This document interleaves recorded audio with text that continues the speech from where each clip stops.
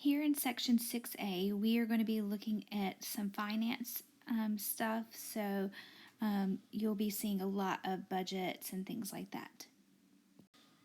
So should you have a budget, here are some quotes from Dave Ramsey, who has the Financial Peace University that's helped a lot of people get out of debt. So the basics of budgeting, you need to know your bank balance. You should never bounce a check or have a debit card rejected. Know what you spend. In particular, make sure you're keeping track of your debit and credit card spending. Don't buy on impulse. You want to think first and then buy only if you are sure the purchase makes sense for you. And then make a budget and don't overspend it. So let's look at knowing what you're spending. Here we have an example of Jack, who loves McDonald's and eats lunch there every weekday. He spends roughly $5 per meal. So let's look at what is he spending per week. Well, he's eating there every weekday. So we're going to say it's $5 times 5, and that's going to be $25 per week. So how much is he spending each month? There are 4 weeks in a month, so you're going to do 4 times 25, and that's going to give you 100.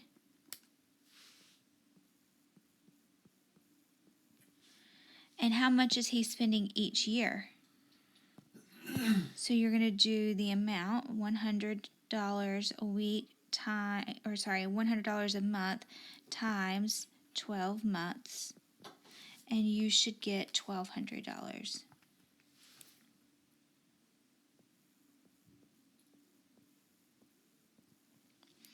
So suppose instead that Jack decides to either bring leftovers from home or brown bag it for lunch, and that only costs him $1.50 each day. So how much will he save each week, month, and year?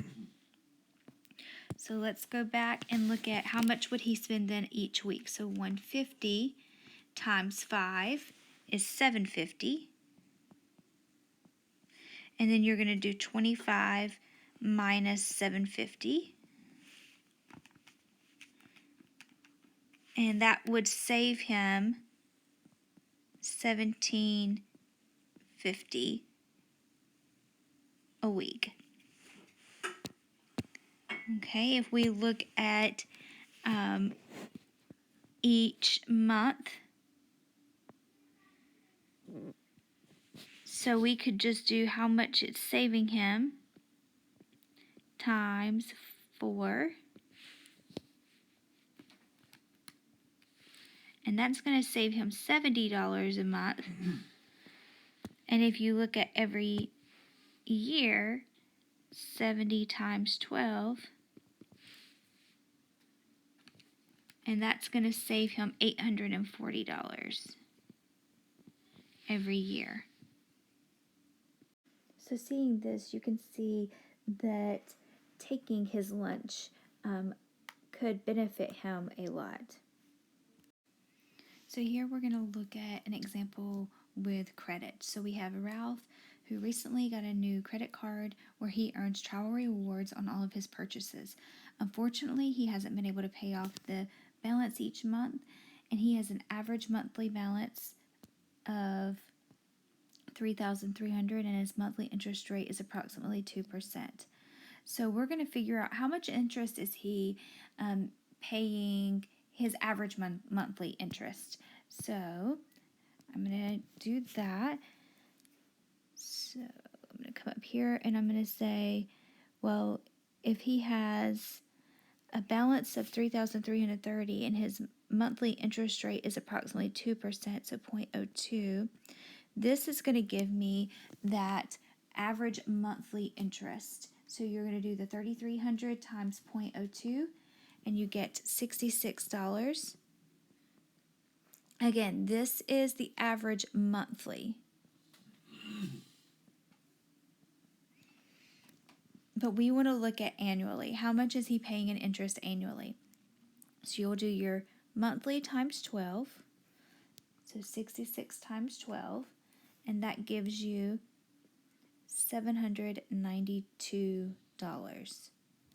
So was it a good idea for Ralph to get a credit card for the rewards? For someone that is living on a budget, I would say no, because that is $792 that could be spent better somewhere else. So here we're going to look at an example about thinking long term and comparing college versus just taking a job out of high school.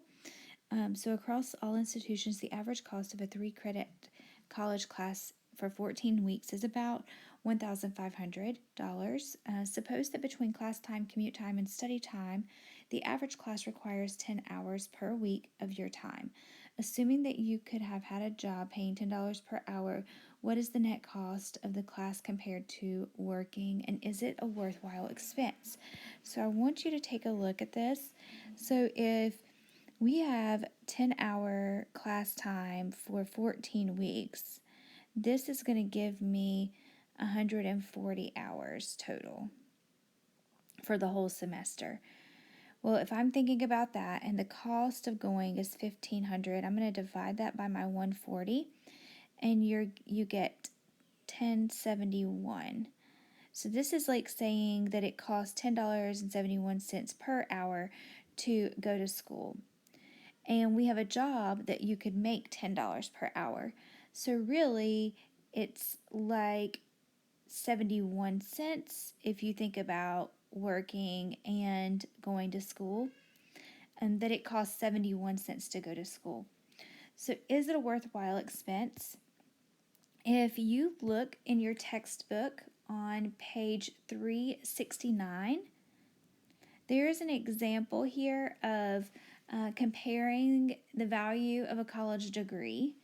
And the example talks about that a full-time worker, 25 or older, with a college bachelor's degree or higher makes about $67,000 per year, while the average salary for a full-time worker that only has a high school diploma usually makes around $37,000 a year.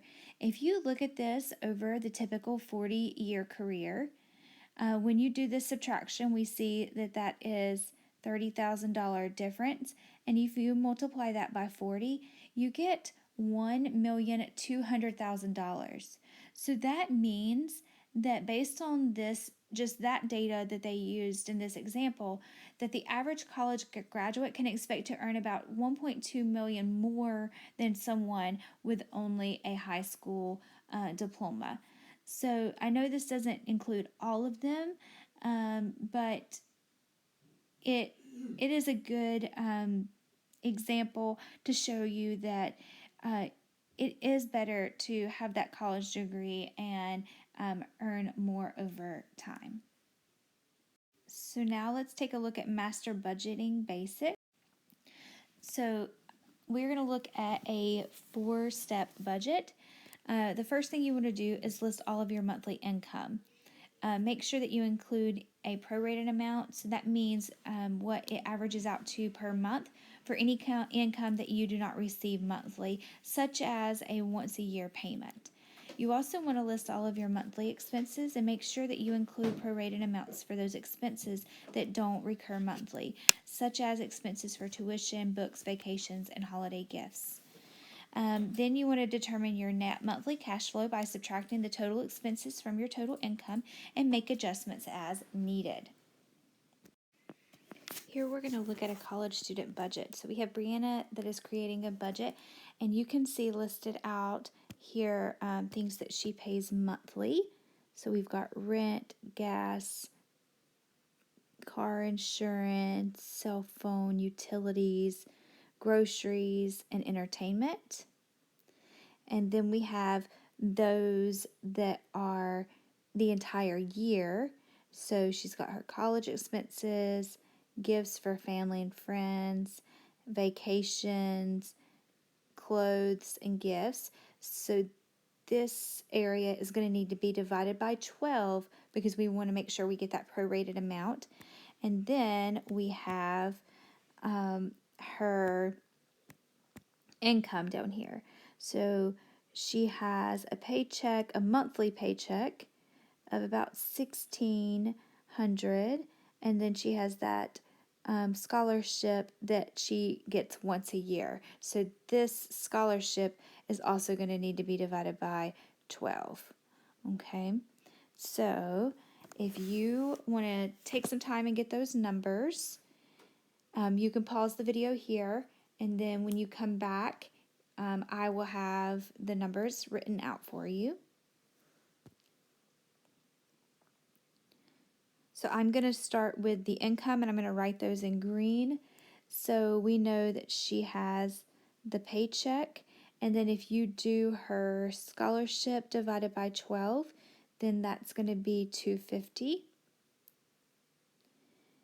So she is making $1,850 a month.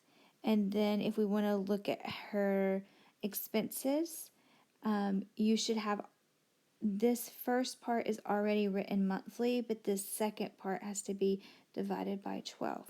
So the numbers I have, 700, 120, 2,000.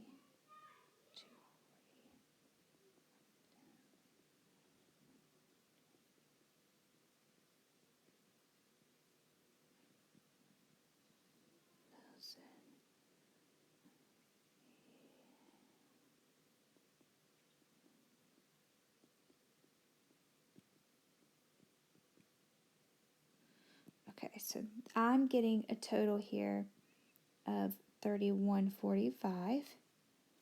And then we need to subtract. So you need to make sure that you're subtracting the expenses from the income.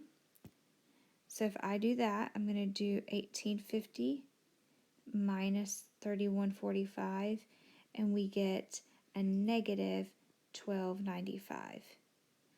So she is overspending every month. Here's some budgeting percentage options. There's some different methods that people use. These are all similar. Some are just broken down a little bit further. But you can kind of look through here and see. If you do notice that housing is about a third, so you can kind of see that here in most of these.